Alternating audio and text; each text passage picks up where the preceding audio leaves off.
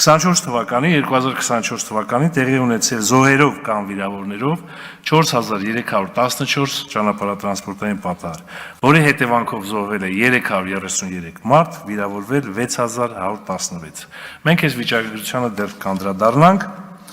իսկ միայն 25 թվականի հունվար, փետրվար, մարտ ամիսներին արձանագրվել է 988 զոհերով կամ վիրավորներով ճանապարհատրանսպորտային պատահար,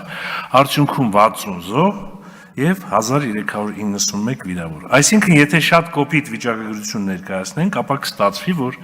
10 տարվա ընթացքում խաղաղ պայմաններում 3 միլիոն բնակչություն ունեցող երկրում ունենում ենք 3600-ից ավել զոհ, մոտ 70,000 վիրավոր և չպետք է մոռանալ, որ այդ վիրավորներից 2-ից 3000-ը ձեռք են բերում ցմահ հաշմանդամություն։ Սա վերաբերում է միայն զոհերով և վիրավորներով ճանապարհատրանսպորտային պատահարներին։ Այս թվերի մեջ ներառված չեն միայն գույքային վնասով պատահարներ։